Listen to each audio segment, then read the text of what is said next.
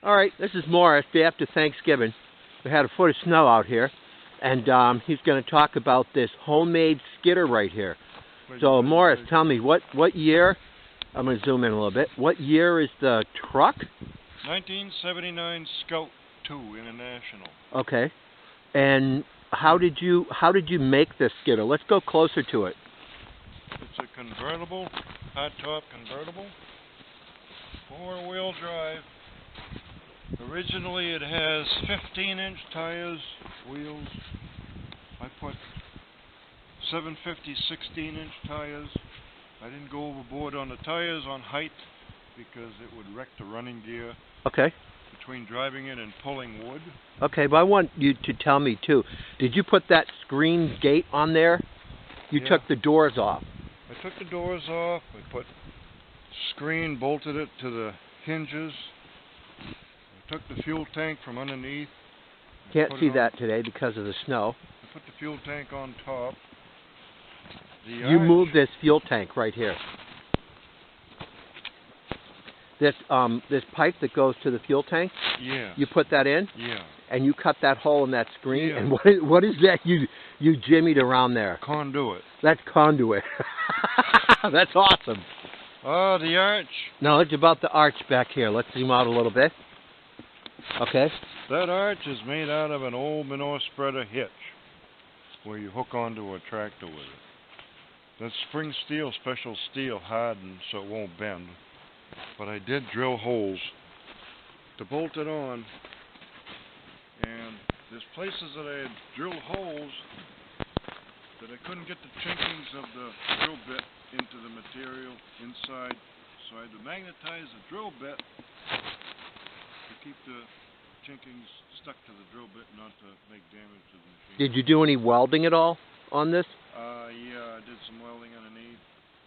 Reinforced, doubled the frame, fish plated the frame. The spool on the arch is a wheelbarrow wheel. That is a wheelbarrow wheel right there. It has a backup beeper. Does it really? Yeah. And that's cool. It's hooked to the shift lever. Look how he opens the door. Wait, that door's on there with wood. Yes. Morris, step aside for a minute. Let me get a piece of that. A picture of that. That's ingenious. You put, wait a minute. Now you screwed a handle on there. Yeah. And then the door. Well, when you get into the vehicle, you bend the door so it'll bend and then stick in behind here to hold it shut. That's brilliant. Brilliant. Wait, what is this this PVC piping up here? This here is to keep the cab and the fender solid. So if you do tip this thing upside down, it won't get hurt. And this is operable. You use this logger. Yeah, this I used skidder. it for 20 years. 20 years. Okay. That's great. Now tell me a little bit about the exhaust. Well, the exhaust is all original, but I took the big flatting original muffler off, put a straight pipe, but underneath there are overhead door springs that keep an overhead door up when it's open in the garage. Right. I run the exhaust through the spring and then hooked it and bolted it. So when I got it all done, if you rub a stump or a big rock, the exhaust would actually slip out and the spring would snap it back into place. So That's the exhaust fantastic. would never come out and fall apart. Brilliant. Brilliant. There's mud flaps underneath for a rocker. What do the mud flaps do?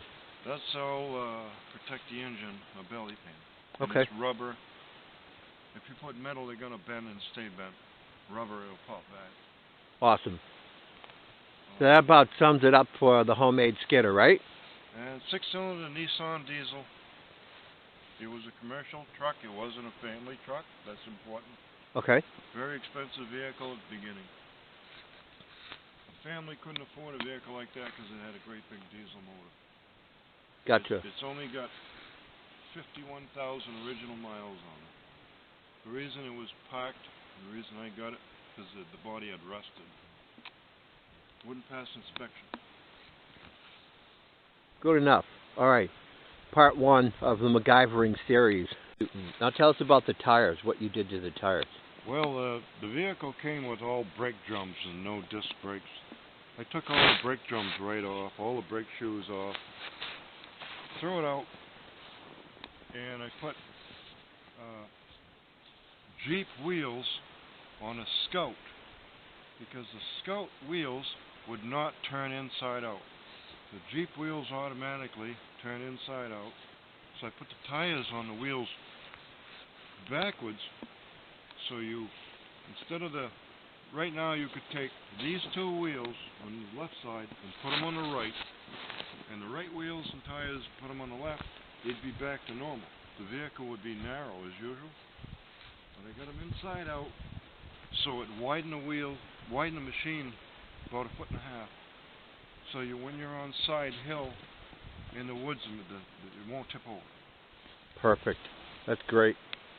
We're back to the Nissan 6-cylinder diesel because Maurice is going to tell us about this exhaust rigging up here. Go ahead. Okay, the exhaust leaves the motor, and I put it all the way back to the right at the very back end. Then it stands up behind the cab.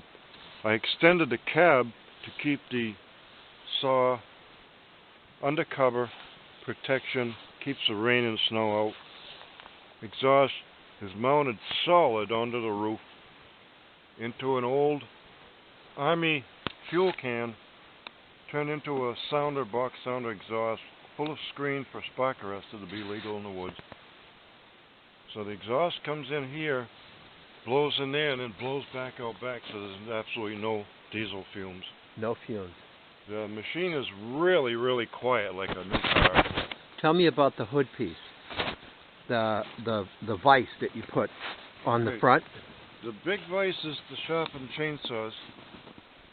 That's bolted right to the hood. Bolted right to the hood. You can fix hydraulic hoses. You can fix about anything with that vise. And that one is this decorative. This vise here, I tell people I put it in the oven and I shrunk it. I cooked it too long. You cooked it too long. This little saw was a buck saw. It's supposed to be extended blade. And then tell me about this what is this? This is a 1937 Cadillac Air Cleaner. Get a side view of this. It came off one of my old Cadillacs years ago that I had. I used to run year round. The pipe, there's a hole in the hood.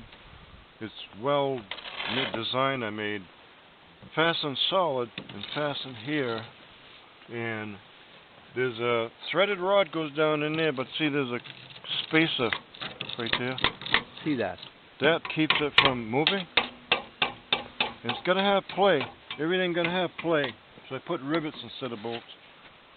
Awesome. Otherwise it's good for shaking, and it lets the heat out, excess heat out of the motor when it's real hot out. So the heat comes up, goes through, and comes out here. Excellent. This is awning material from a house. Right here.